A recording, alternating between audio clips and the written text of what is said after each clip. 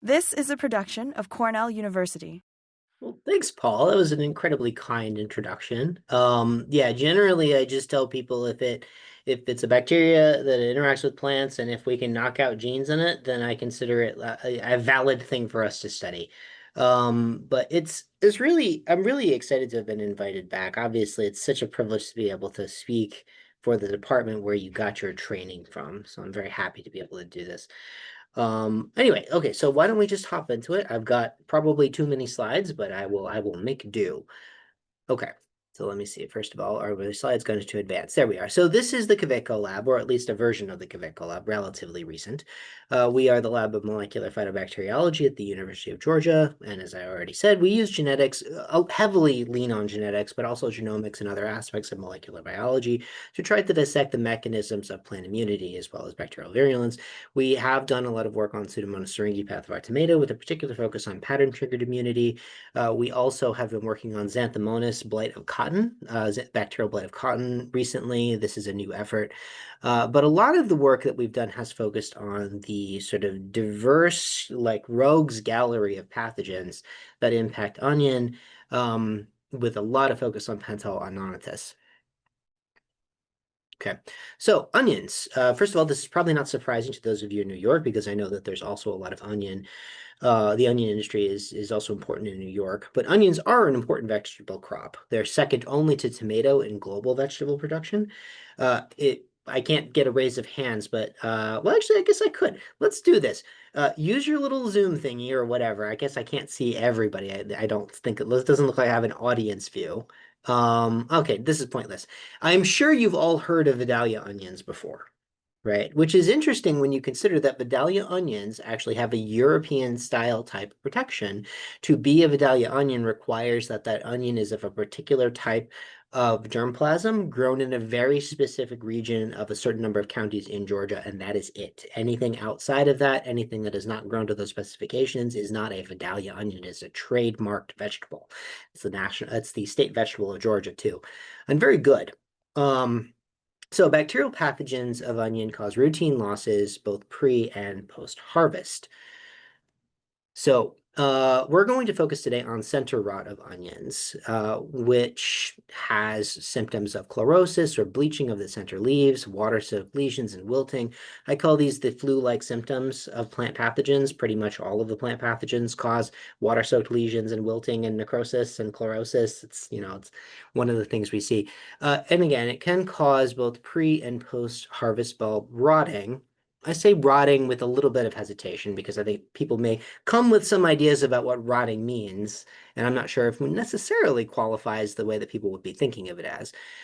So pathogens that cause center rot of onions or onion center rot, Pantoanonotus, Pantoaglomerans, Pentoallia, and Pentoostewardii subspecies indulgens are all able to cause this disease. In our region of the United States, Pantoanonotus is definitely the most common pathogen that causes onion center rot. Can see there's an important paper here this actually was out of the lab of Steve Beer. And you can see that when you inject the bacteria into the leaf, it will actually migrate down the blade and into the corresponding scale in the bulb. So, and that causes this sort of characteristic browning of individual scale layers while the remaining scale layers stay intact and healthy looking. Okay, so outline for my talk. I'm going to talk in sort of three, maybe four different sections. First, I'm going to talk about toxin-dependent necrotrophy and some of the work that we've done there. I'm going to talk about thiosulfonate phytoavensin tolerance. I've been on this soapbox for a while, and I'm going to keep taking this soapbox to promote this idea of the way that we classify phytochemistry as it matters. And then lastly, I'm going to talk a little bit about the distribution, regulation, and function of thiosulfonate tolerance genes. Okay, so our first question when we came to this project, when I started my lab in 2015, this was a project that was brought to me by my close collaborator, Bhavesh Dutta. He says, well, we have this important pathogen, Pantoanonotus, it's causing onion center rot. It's like, okay, well, that's interesting. Like, how does it cause disease? Well, most bacterial pathogens are going to cause disease in two major ways. So we have our soft rotters. We have our Pectobacterium, our Archaea, And these are predominantly dependent upon a type 2 secretion system that is going to pump folded enzymes from the periplasm and secrete them extracellularly. They will attack the plant cell wall and other targets, which can eventually lead to the rupturing of the pressurized plant cells with the loss of cell wall integrity. We also have the type 3 secretion system. So Pantoa stewardii is a relative. I've already mentioned Pantoa stewardii as a pathogen that causes onion center rot. And that uses the type 3 secretion system, which, Alan has done really fundamental work on the type 3 secretion system and the type 2 for that matter. I think a lot of people might forget that, which delivers effectors from the bacterial cytosol into the plant cytosol using this complex needle-like appendage. And that can have immune defense dampening effects or other effects on the cell by reprogramming. Erwinia amylavera, of course, studied by Steve Spear, is also a type 3 dependent pathogen. So what kind of pathogen is Pantoa nonatus? Is it a type 2 dependent pathogen? Is it a type 3 dependent pathogen? Actually, it is neither, which threw us for a loop. So if you look at the genome of our highly aggressive Pantoa nonatus, they don't have a type 2 secretion system or a complement of cell wall degrading enzymes to go with it, and they don't have a virulence type 3 secretion system. So what we had was a highly aggressive pathogen that can, cause disease in onion when inoculated in a few days that has none of the systems that we recognized as being crucial for it to do so. So like finding a predator with no claws or no teeth. So how is it causing disease? So the key observation, the key studies that finally started to answer this question actually comes from Steve Beer's group and Joanne Aslin. I think, is Joanne here? Okay, fantastic. Hey, Joanne, I can't see you, but I will take Paul's word for it that you're present. Okay, so what we are seeing here is actually the last 24 hours of a 4-day time lapse where we have inoculated. I'm going to use this assay quite a bit in the talk, so I want to take a chance to talk about it.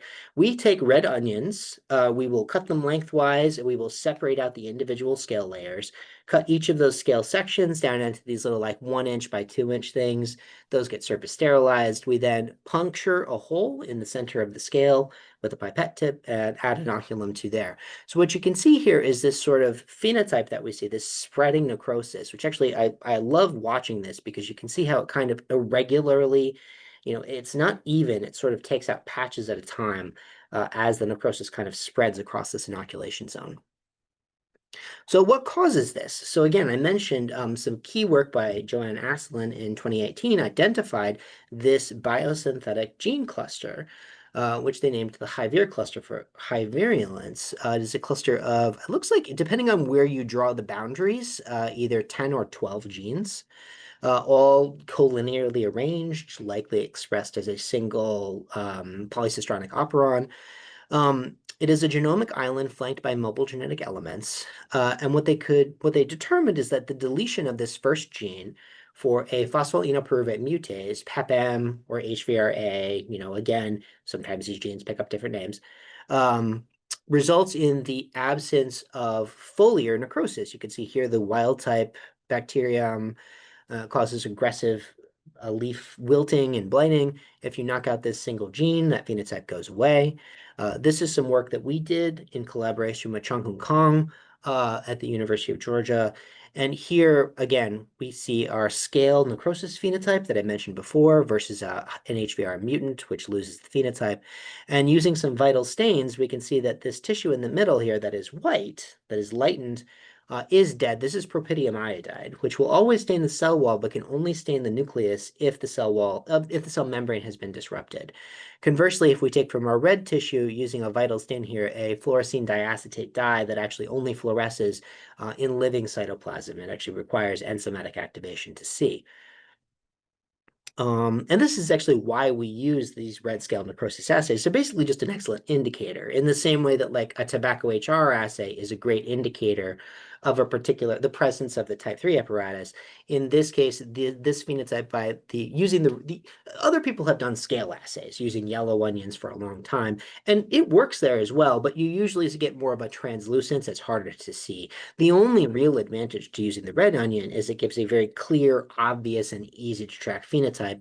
As the cells are disrupted, you lose that red anthocyanin from the cells, and it gives you an obvious area of dead tissue. It makes it easier to visualize and quantify. Okay, and then I already showed this before, but this is that time lapse again of that loss that we saw. Okay. All right, so the compound that is synthesized by this biosynthetic cluster was purified by Bill Metcalf's group at the University of Illinois. They're specialists in phosphonates. They named it Pantophos, which I don't know why it's Pantophos when it's Pantoa with an O, but whatever, it's too late. It's already named and we're stuck with it. They proposed a pathway based on an understanding and prediction of the biochemistry that proposed that these would be the essential genes required to synthesize Pantophos. If you just take the purified compound and you inject it into an onion, you get onion soup. It just completely obliterates the tissue. What is also interesting is that Pantophos was found to be neither antibacterial nor antifungal, but specifically had herbicidal activity with some limited toxicity in human cell lines. It's actually something that Bill Metcalf has a startup company now where they are marketing this or trying to market this as an herbicide. Let's see. It has similar phytotoxicity to some other phosphonates that you might be familiar with, like glyphosate or Roundup or fosfonithricin. This is a radish assay. So actually right here is also worth talking about. This is a monocot onion. This is a dicot radish, and we're seeing high activity on both, right? So it's definitely not specific. It has broad herbicidal activity. That said, we don't know what the host targets are. We still don't know what the host targets are. Supposedly Bills knows what the host targets are, but that's all private information. So publicly, nobody knows what it is yet, but we're working on that. Hopefully we can figure that out. So some work from a previous postdoc, Gina Shin, who Paul and Joanne know very well, we all co-authored this recent work together on pentyl agglomerans, did a genetic study to identify which of the hydro genes are actually required for necrosis. Remember, there was a proposed set of required genes based on the work that was done by the Metcalf's group by Paul Adore et al., where they suggested that these genes were important. So what Gina did is she went through and she knocked out every individual gene in the pathway, complemented each individual gene in the pathway, and used these red onion scale assays at a variety of doses to see what the dependencies actually were. And what you can see here is that these first genes, HVRA through HVRF, well, HVRA we already knew was critical. That was showed by Joanne and others. But the other ones, HVRB through F, all of those were absolutely essential. If those were deleted, even up to an extremely high dose of 10 to the 10th CFU, you don't get any necrosis in an onion scale. The genes beyond that, on the other hand, we saw made contributing effects. We actually could still see some necrosis, some only at very high concentrations, but the necrosis would occur. We also found that the very last gene was completely unnecessary for the pathway. And actually, that was confirmed in a couple of different ways. That also was backed up by further biochemical work that was done by Bill Metcalf. And we have seen examples of this cluster of genes in nature that lack that gene. So that gene doesn't count. That's not actually required. It's like a hitchhiker with the pathway. Maybe it contributes, but not in any way that we've been able to measure. So another thing that Gina was able to do is we had a very large collection of pentyl collected by my collaborator Babesh Dutta over the years. And we did find among 80 plus of these strains, we found a small number, 7 or so, where genetically, genomically, they had the cluster, but they lacked the red scale necrosis phenotype. So we called these deviant strains. They didn't have the expected phenotype. So looking at their genes and their genome in this region, though, what we were able to see supporting Gina's previous work is every one of them carried a mutation in one of those first essential 6 genes, individual point mutations, that she was able to genetically confirm that those mutations would in fact inactivate production of the toxin, and that if you restored those mutations or give a complement of the mutated enzyme, that function could be restored. So we were able to explain almost all of the deviant strain behavior based on this, based on the presence of individual inactivating SNPs.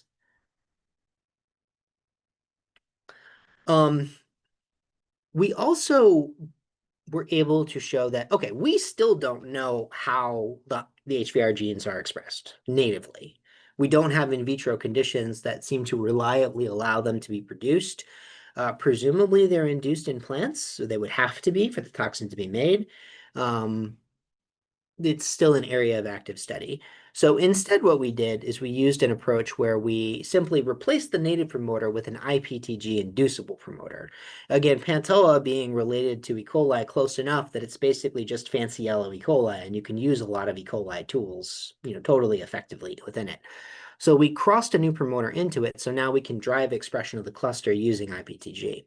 And just to bring your attention to a few things in particular, you can see here in our IPTG-induced wild type, if we take just some of that spent supernatant that has all the bacteria removed, and you apply that to the onion scale, we see the same sort of red scale necrosis here.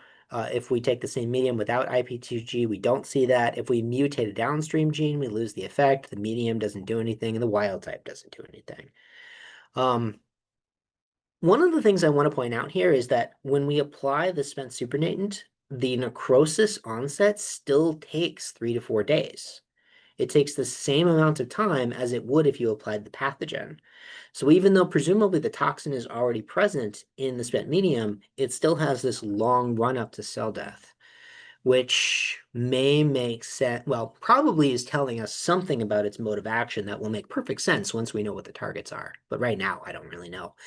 Another thing that we tested, and this is something that had been shown by Joanne and others as well, is that under proper conditions, you're able to get an HR-like cell death in a tobacco panel.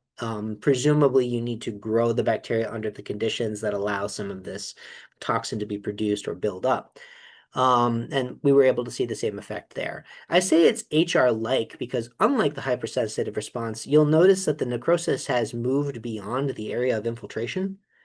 And actually, that is not something that stops there. We would get a nice sort of death of the infiltrated zone, again in a few days, and then the cell death would continue. And it would actually spread outside of that inoculated area until it had killed basically almost the entire leaf, or really half the leaf. You can see there's a little bit of green tissue here on this side. But then it starts migrating up the plant, and it kills the opposite half of the other leaf, and then it does it again, and it moves up, and you can see it jumps over sides again, and it starts killing the opposite side of the other leaf, and then eventually you get a brown necrotic meristem. I show this to people mostly because I am always hoping that when I do so, that someone will recognize this pattern of vascular connectivity or be able to tell me what this means, because I don't know what it means. But we don't see this when we use the pathogen, only when we use the spent medium. So some kind of systemic movement, something moving through the vasculature and showing up in distal leaves in a strange way. And the very last thing, the key thing that Gina did that I think, again, helps us support this idea that Pantoa nonatus is in fact functioning as a necrotroph, is that we were also able to take some of our mutants that are not able to cause necrosis anymore, mutants in that first gene, HVRA, or other mutants, HVRD, or a natural point mutation. You can see that their populations are very reduced compared to wild type. If we complement by providing our spent supernatant into the tissue, restoring necrosis, we also restore population growth. So the necrosis is sufficient for the bacteria to grow. Even if the bacteria, just if I give it the toxin, it's enough to restore growth. Okay. All right, and that brings me to my goofy title slide. Okay, so bacterial soft-rat necrotrophs. This is a forced analogy that I came up with Amy Shirkowski and Janak Joshi when we wrote a recent review. If we think about bacterial necrotrophs, we're usually thinking about soft-rat organisms, Pectobacterium, Dicea, that are secreting these cell wall degrading enzymes and causing just gross tissue disruption and necrosis, and then living on the remnants of that dead tissue. These are all things that fall in the Pectobacteriaceae, Dicea, Pectobacterium, Brunneria, which again is a relative that will cause similar diseases in woody species. There are a couple others as well.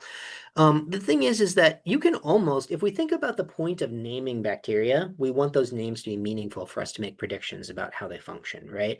And when we come to this group, you can really almost look at them at the family level. If you are a member of the Pectobacteriaceae, in fact, a lot of times people will call them these soft rot bacteria, Pectobacteriaceae.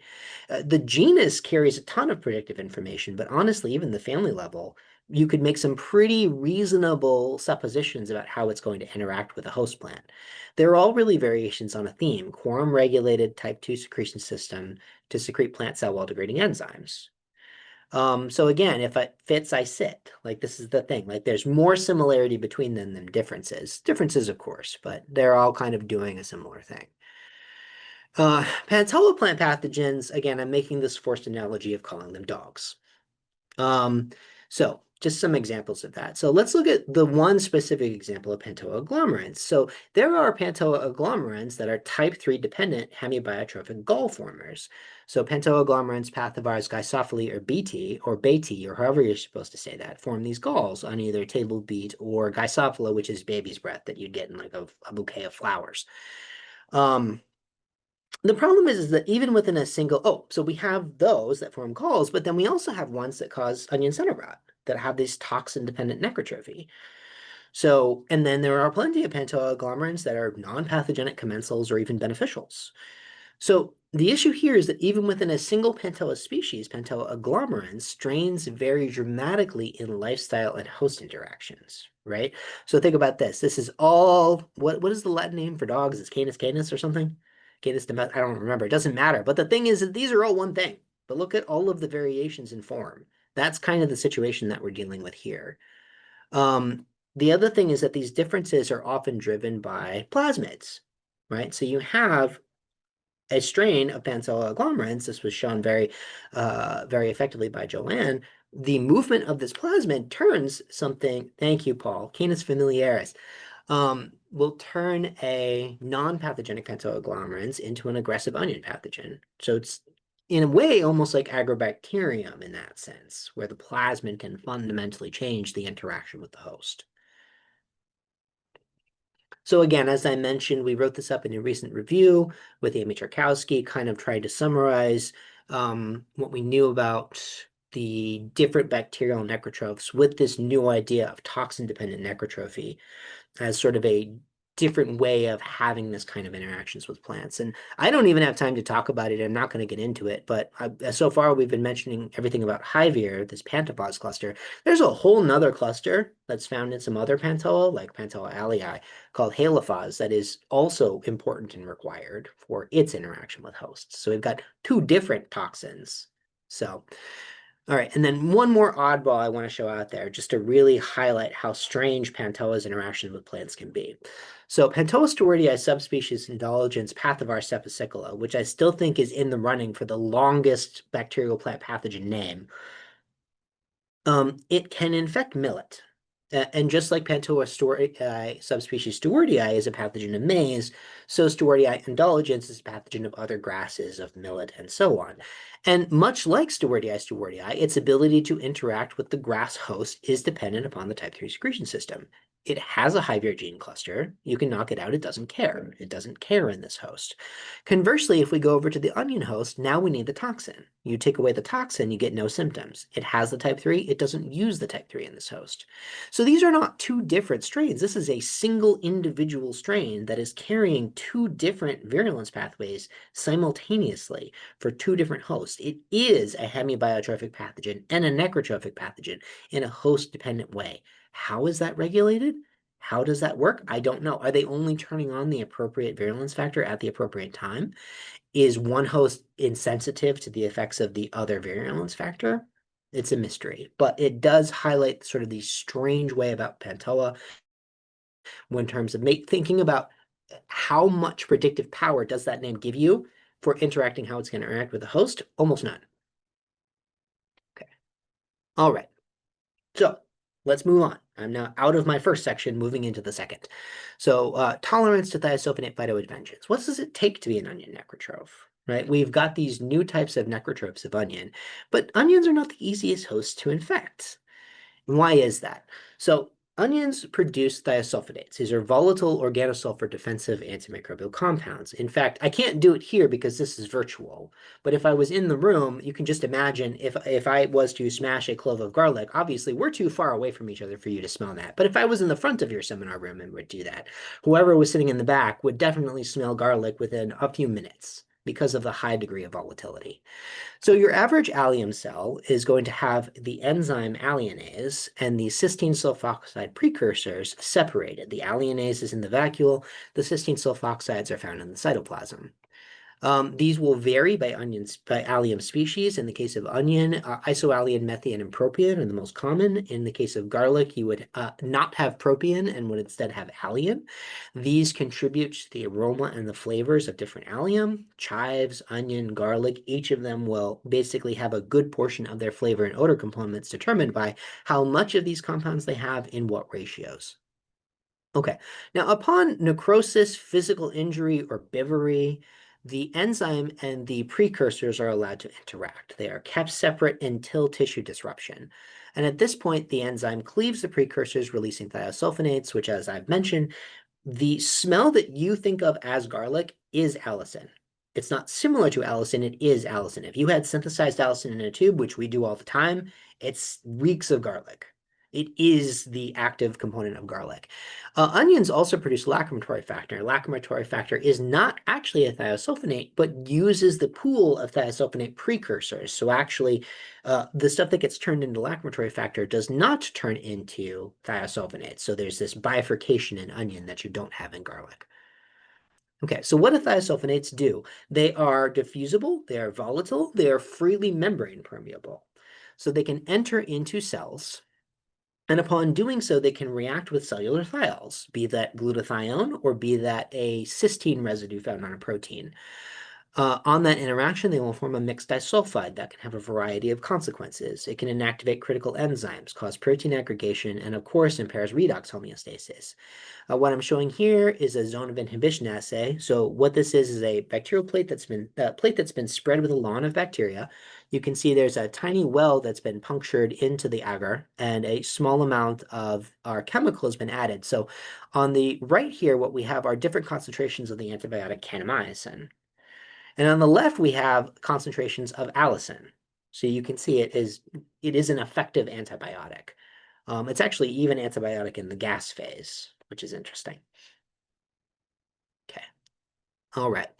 So when we talk about phytochemicals in plants, as plant pathologists, the most common way that we're going to talk about them is based on how they are produced, right? When does the plant make them? And a lot of this really very explicitly has been about protecting the special status of phytoalexins. So the term phytoalexin has been around since at least the 1940s. The term phytoanticipin was proposed in the 90s by Hans van Etten. Again, with this idea of protecting phytoalexins as sort of a special privileged category. Phytoalexins are synthesized de novo upon pathogen perception. In other words, until the pathogen is perceived using some kind of receptor, that toxin is not present. That compound is not made. It requires new gene synthesis, new protein synthesis, new synthesis of the compound. Phytoanticipin, on the other hand, sort of carries two definitions within it. Phytoanticipants can be constitutively present in their active forms or converted into their active forms from pre-existing constituents. The key thing here being that no energy is expended, no new transcription is required, right? The enzyme's already made, the precursor's already made, or the compound's already made in its active form. I don't care for this definition because, again, it feels like it's really all about protecting phytoalexins as being special. Why have two definitions here? I really think that I prefer this idea of splitting things, and I have some reasons for that. So phytoanticipants, things that are constitutively present in their active forms. These can be, for instance, some examples of alkaloids, things that target nerves. Plants can accumulate as much of that as they want. They don't have to worry about poisoning themselves because plants don't have nerves.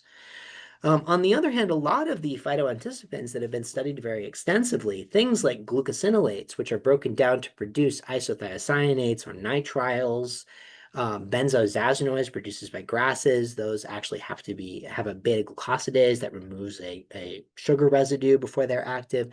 Cyanogenic glycosides similarly go through enzymatic activation. And of course, thiosulfonates that I've already talked about. The precursors are not toxic, and actually, you only get the production of the toxic form on tissue disruption. So we've proposed this new category, phytoavengin, avenge meaning to inflict harm in return for an injury done to oneself or others, which I think makes sense. And it was meant to sort of couple nicely with the other existing terms.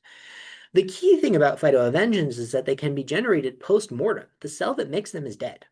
So you can really make some pretty nasty compounds if you don't have to worry as much about protecting yourself, right?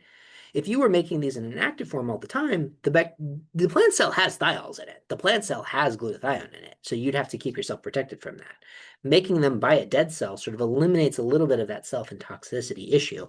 The other thing I would say is that phytoalexin phytoanticipin is totally based on when they're produced, and that can vary from plant to plant or even organ to organ. There are specific phytoalexins or things that we would classify as phytoalexins that are constitutive in leaves, but that are constitutive in flowers but inducible in leaves, right? On the other hand, phytoavengens, because of the way they're made, there's way less ambiguity in terms of when they're made and how, right? We can say with a high degree of accuracy when this compound is actually present. Okay. All right. Well, that's my little soapbox. I'm done. That's just phytoavengens. And if I don't keep saying it over and over again, no one will ever use it. Okay. So again, how do our bacteria deal with these compounds? We know that we've got things that are producing toxins and killing cells. I showed you by vital staining that when the toxin is produced, those cells die. And we know that dead onion cells are going to start releasing thiosulfonates. So how do the bacteria handle that? So this is going back a while. We did what, to be honest, was a not particularly elegant but effective comparative genomics of looking at onion pathogenic versus non-pathogenic strains, just small groups of each. And my previous graduate student, Sean, now graduated, was able to identify a couple regions of genes that we only ever found in our pathogens, never in our non-pathogens. Not really knowing what they did, we just named them OVR, onion virulence regions A, B, C, and D. So we use the same approach here that we use for basically everything we want to do whenever we've got multiple regions. Well, what happens if we take it away? How does it break or alter the system? So that's what we did. We started deleting these regions individually. And what we could see is here we have a size of the lesion. Again, we're using that red scale necrosis assay. So lesion size in centimeters squared. Below that, we have CFUs per gram, again, using those scale assays. So our wild type is listed here on the left. When we knock out OVRB, C, or D, not really much changes. The lesion size stays about the same. Bacterial population stays about the same.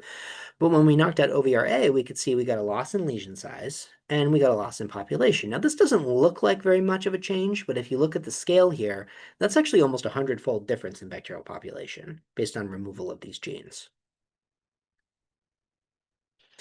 So we figured that there were two different ways that this could be working. Either OVRA was coding for something that it needed to metabolize from the onion, sort of that nutritional idea, or it had lost resistance to something. There was something that the onion was doing to inhibit it. So we started doing onion extract assays. I say onion extract just because it sounds fun, more sciencey than what we're really doing, which is just making onion juice. This is Sean making onion juice for the first time in a blender. Now we have a much nicer sort of commercial Breville juicer, so we make nice fresh onion juice from time to time, which, I mean, you can imagine what the lab smells when we're doing, what the lab smells like when we're doing that.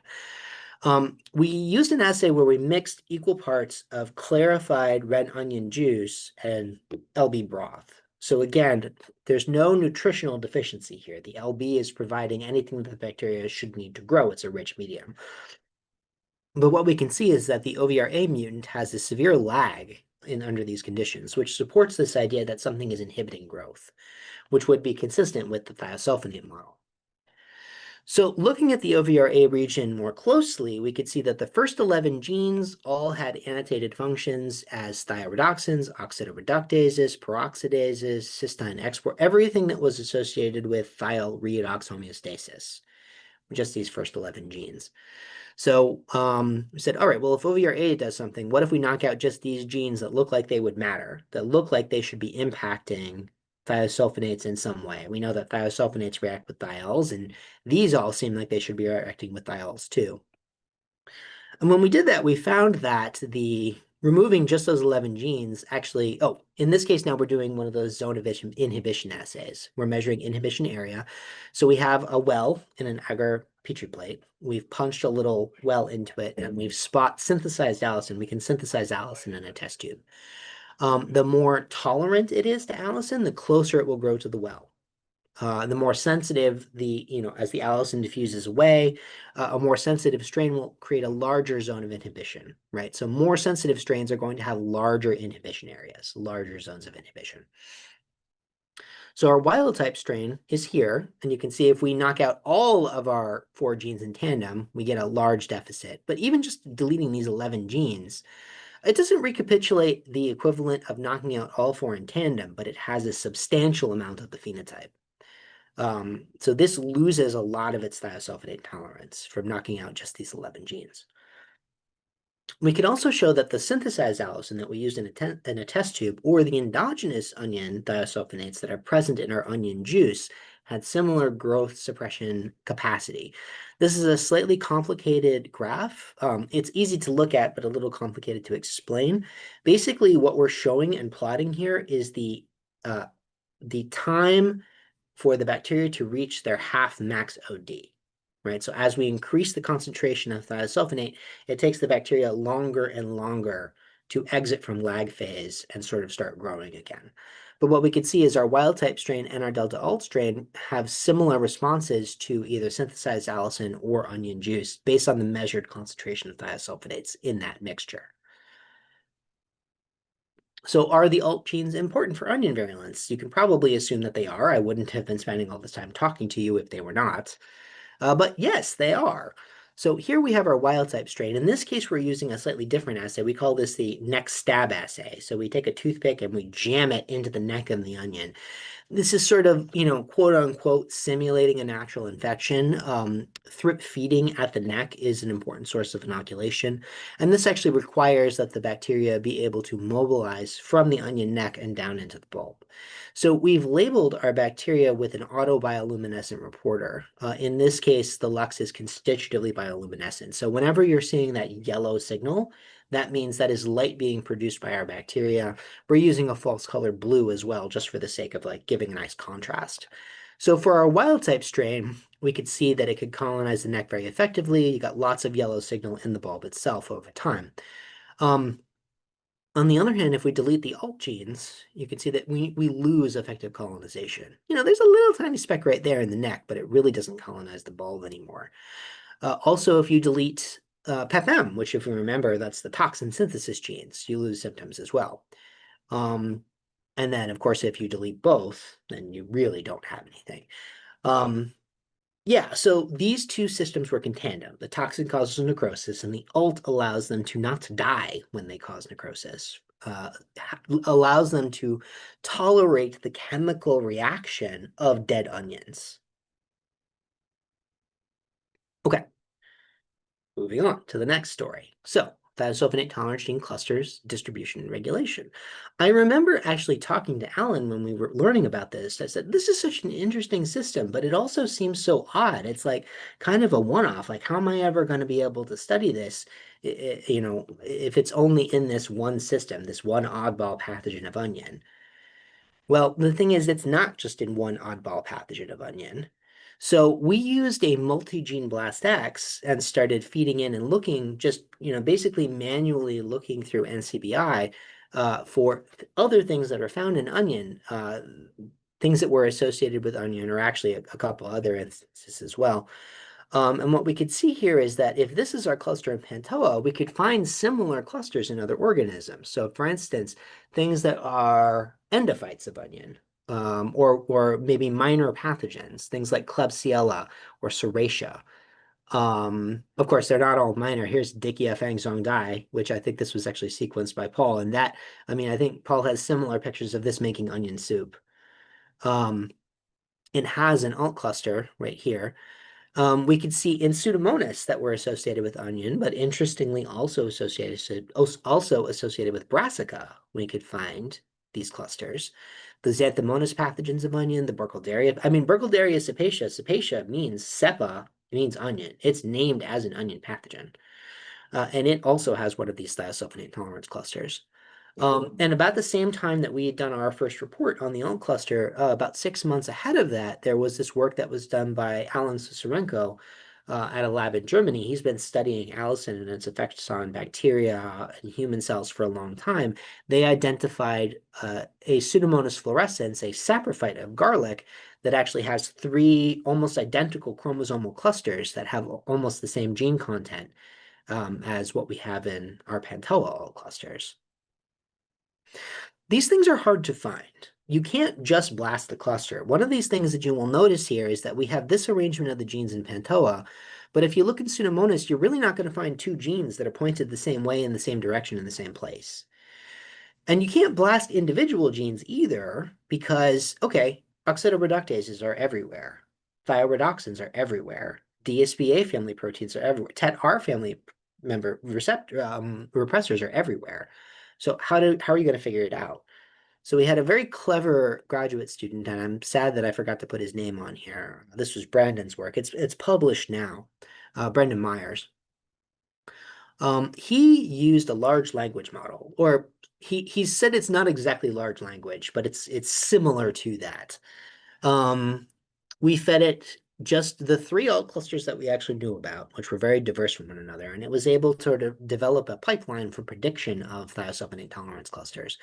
And we found hundreds, thousands of these present in NCBI GenBank in about 40 different arrangements. A lot of them are found in things like Klebsiella, and that's because a lot of sequence Klebsiella come from the human gut. Like, unfortunately, NCBI is not a balanced sample of all of biology. So we have huge representation of things that have been isolated from the human gut, and then a smattering of things from other places. We even found a couple of these clusters from some gram-positives. One pattern that came out from this is that from this analysis and the previous one is that there were a few core enzymes that were basically almost always present. 5 of them were enzymes, and 1 of them was a repressor.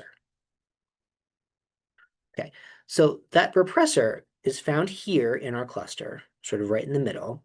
It is the only transcription factor that is conserved and associated with the cluster in almost every instance. We really don't find examples of alt clusters that don't have that gene in it. It encodes a TET-R family member. These will usually form homodimers. They have a dimerization domain and a helix-turn-helix domain. And it's very typical for them to function by binding to an inverted repeat operator site. In fact, it's also common for them to self-repress at one of these inverted repeat operator sites. And when we looked at the alt-R promoter, what did we find but a perfect inverted repeat right upstream from the alt-R open reading frame, overlapping the -10 box of a predicted sigma 70 promoter, as well as a little bit of the predicted ribosome binding site. So it seemed very likely that this would be the operator for alt-R. So we used that luciferase tool again. So now we've made, let me actually pop back here for just a second. We took this promoter, and this is the whole promoter. This is the entire intergenic region that sits between these 2 genes. It's just these, I don't even know, is it 56 base pairs? It's small. But we synthesized that and we cloned it in front of one of these reporters here. Okay, so from this point on, whenever you are seeing that yellow signal, what you are seeing is the amount of expression from the alt-R promoter. Okay, and that will be throughout the rest of the talk.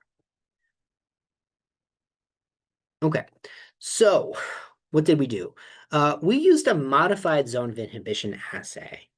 So at this point, again, remember, whenever we're seeing bioluminescent signal, that is showing us that the bacteria are expressing from the alt-R promoter, or more specifically, the alt-R promoter is now de-repressed.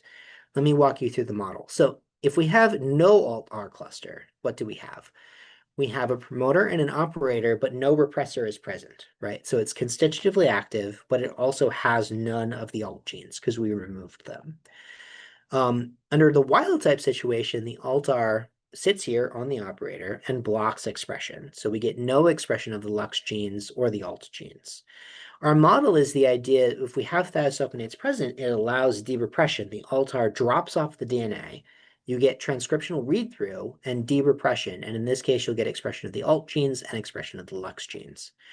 Now, this is what's happening down at like the genetic level. At a plate level, what that looks like is this. Our delta alt strain, again, constitutive expression. That's what we have over here.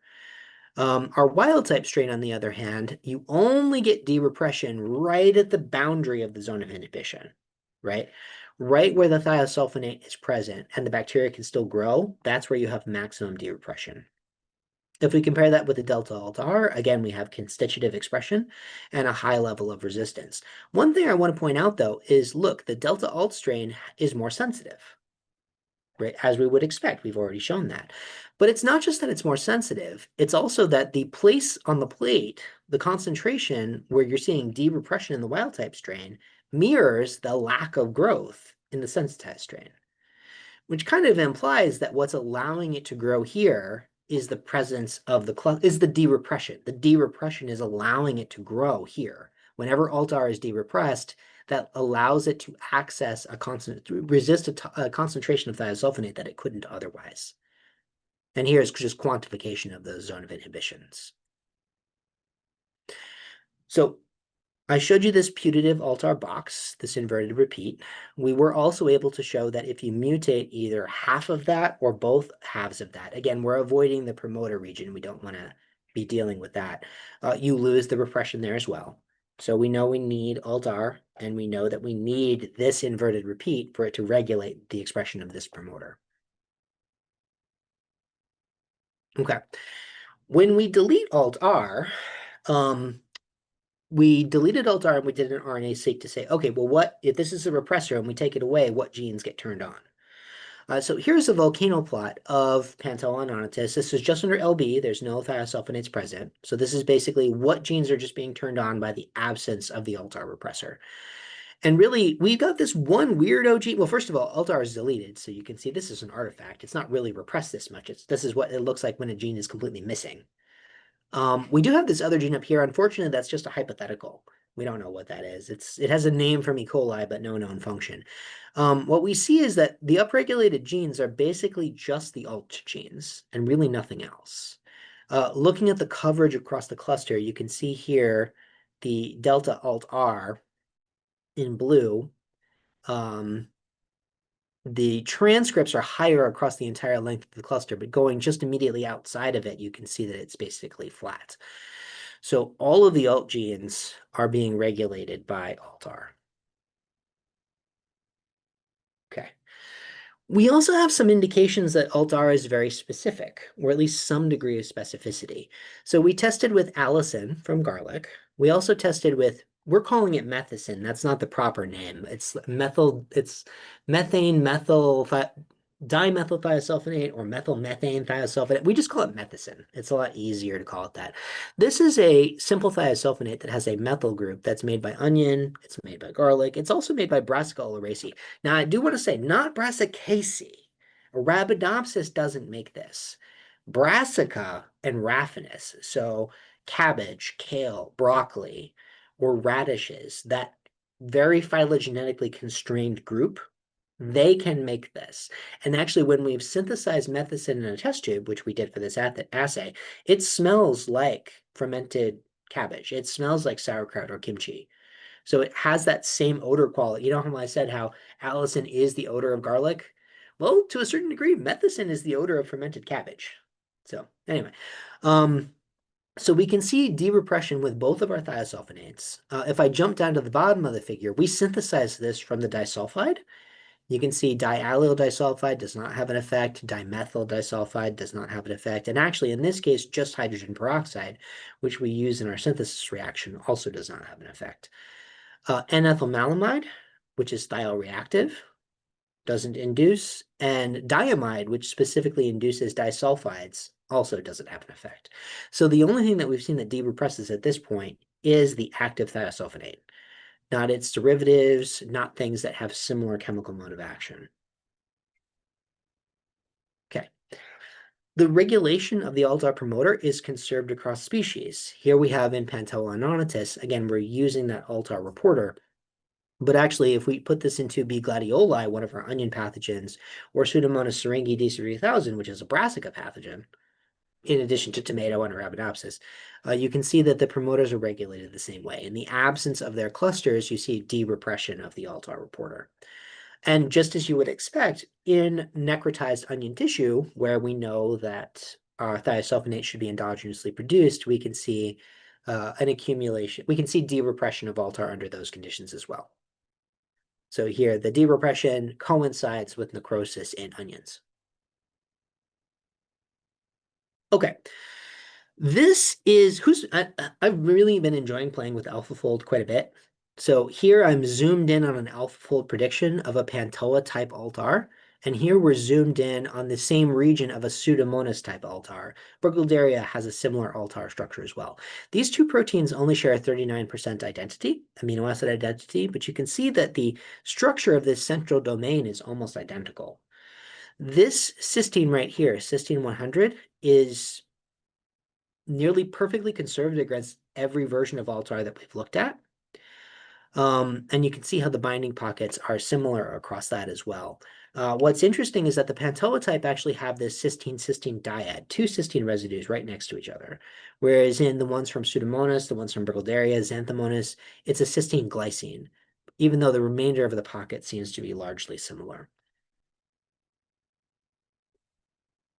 So we wanted to test, based on this idea that thiosulfonates are thioreactive, and we have a highly conserved cysteine thiol, that these cysteine residues are probably important for function. So we were able to make mutations. We actually didn't mutate to alanine, we mutated the cysteine to serine. And we did that on purpose because if you look at the structures, we've basically exchanged a sulfur atom for an oxygen atom. Everything else is identical, right? So we really haven't changed much about the structure. We've just swapped out the sulfur for an oxygen. So running through that process and changing that pocket here, what we'll see on the right is this is all of our mutants of ALTR where that first cysteine, cysteine 100, so cysteine 100, cysteine 101, cysteine 159, everything where we've mutated cysteine 100 loses de-repression. So to be de-repressed by allicin or methicin, we've done it with both, requires cysteine 100. We can also see that these other cysteines, while they're not absolutely required for de-repression, do sort of tune the relationships. They tune the reaction. So for instance, a CSS mutant has very high background, which we've interpreted as reduced DNA binding because you're getting leaky expression of that promoter. You can also see, for instance, that the CCS is quite a bit brighter than what we see from wild type. So it's like improved inducibility.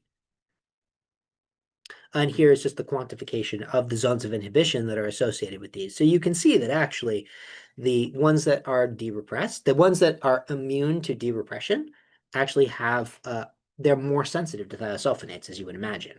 ALTAR sits on the promoter, it doesn't let go, you don't get expression of the alt genes, and therefore you're more sensitive to thiosulfonates.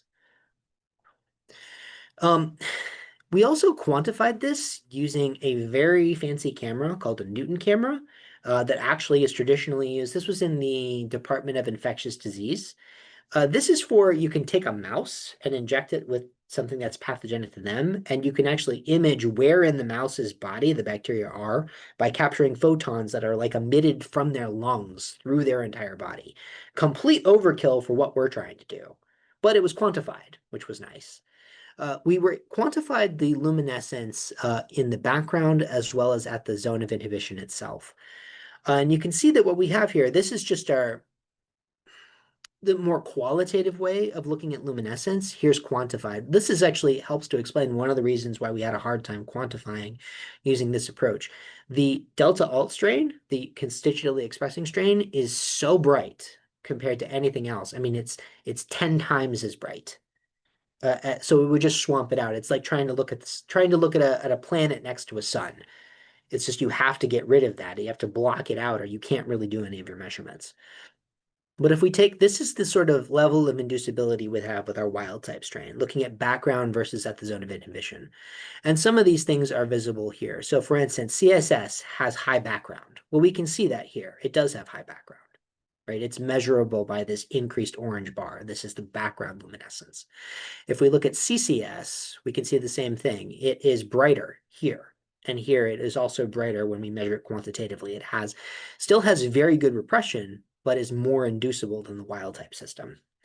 And then we do have one weirdo here, CSC, where again, this one does have inducibility. You can see that, but it's weak. And we'll come back to talk about that in a second. So when we check the loads of our mutants in Onion, everything basically lines up very nicely. You can see that all of our S100 mutants have reduced populations in Onion scales relative to the wild type, but more than a Delta Alt strain. What throws me off a little bit is that CSC, this one here, that has inducibility, actually underperforms even these non-inducible ones for some reason that I cannot account for. This allele performs worse in vivo than it would seem to be predicted in vitro. And I'm still kind of struggling to come up with a good reason why. Okay. How much time do I have, Paul? What am I at? I guess I have a clock here. Okay. -8 minutes. Are you serious? It's been about an hour. Oh, well, I guess I might just have to skip this then. I'm sorry. It's yeah. Yeah. Okay. We should probably do that. All right. I I'd apologize. love to see it, and I Yeah, I would apologize to love to the talk about listeners, it, but but to that's keep on okay. That's schedule. okay. I don't know why I ran over. Anyway, I have some really cool work that's been done with this Alt-C enzyme, which you can see on its own confers a lot of resistance. It's got some interesting active sites. If we knock them out, they're required for function. We're going to do this really cool assay called a substrate trapping assay, where if we mutate a resolving cysteine, we can lock any substrates into a disulfide bond. And then hopefully we can do proteomics to identify what this protein is actually interacting with. So I'm sorry, Simran, that I didn't get to talk about your cool work.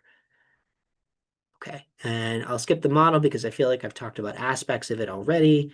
Conclusions, Paedonatus uses two virulence vectors in tandem for necrotrophic colonization of onion, Hyvir for synthesizing pantophos, and Alt to tolerate thiosulfonates. Thiosulfonate tolerance is common among allium-associated bacteria, as well as some brassica pathogens as well. Alt-R derepression by thiosulfonates requires the conserved cysteine 100 residue, and Alt-C, I didn't get to talk about this, but requires both of its active sites for full tolerance. I want to thank Team Onion here at UGA, people in my lab, past and present. I want to thank my collaborator, Babesh Dutta, his members, past and present, that have contributed to this work.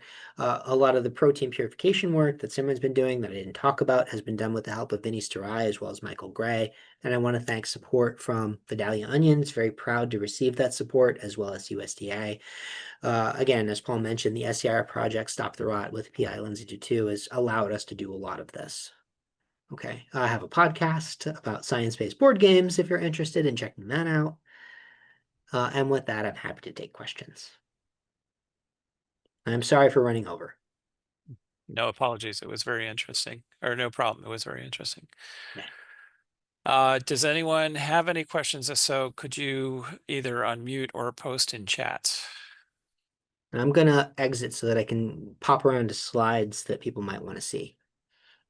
Okay, I have a question. So Question. why do you suppose so that the CCS Why is it more inducible?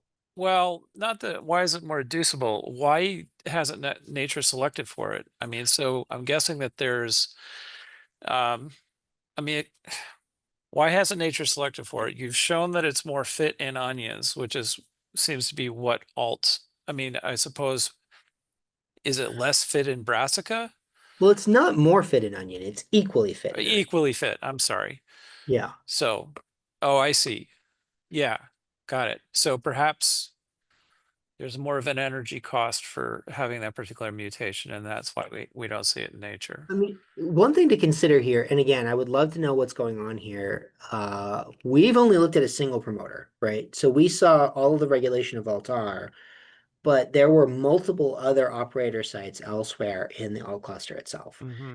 So it could be that it affects its ability to interact with other operators. We actually have an entirely different type of operator that seems like it's required for function.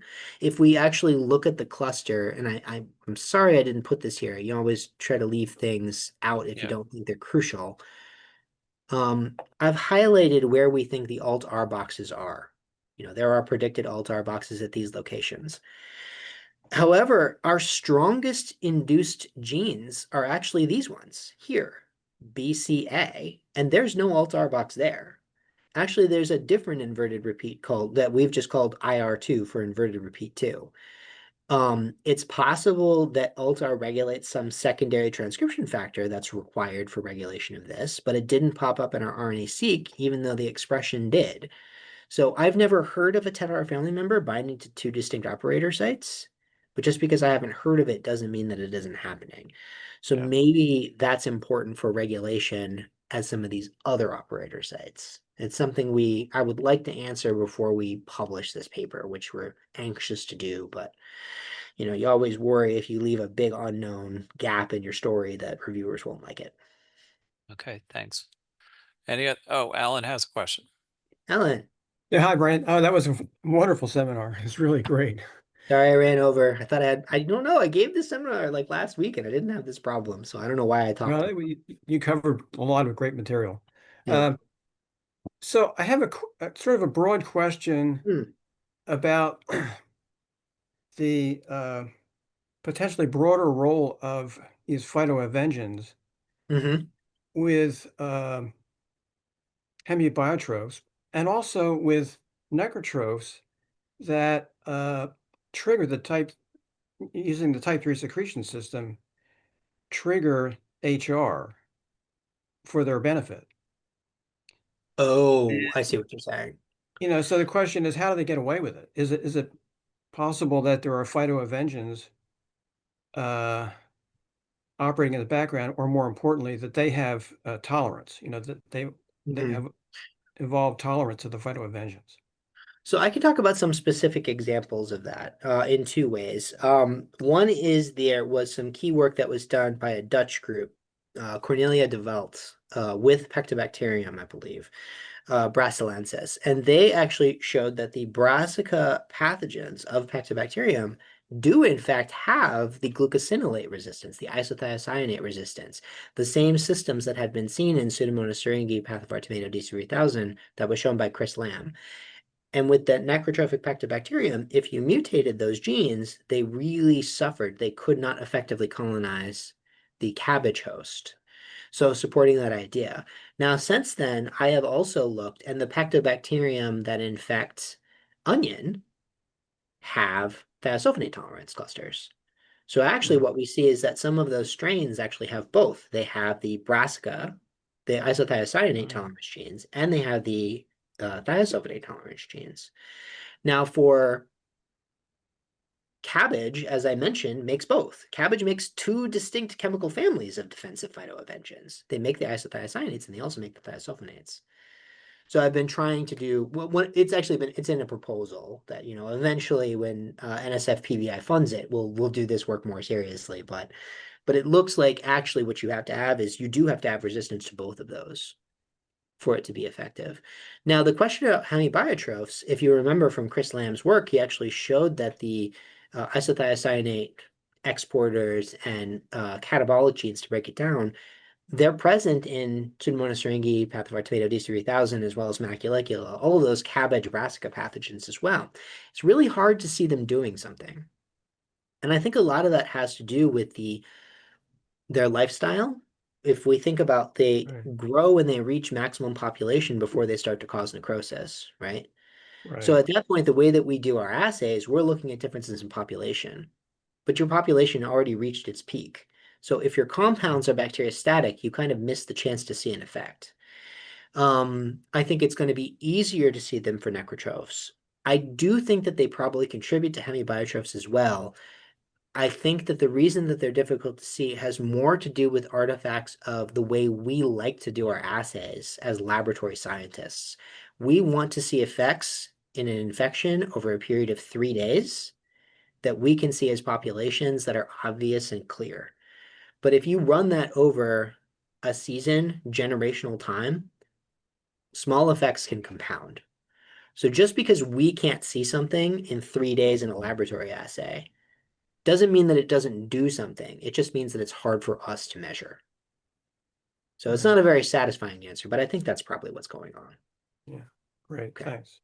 Yeah. Okay, at that point, I'll have to cut off the discussion because we've gone way over. This has been All right. tremendously interesting, and if there are other no apologies, Brian. This has been great. If other people have questions for Brian, they can either send them directly to Brian or they can contact me, and I will put you in touch with Brian. So let's thank our speaker again, and see you all next week. Thank you. Thanks for the invitation. Our pleasure. This has been a production of Cornell University, on the web at cornell.edu.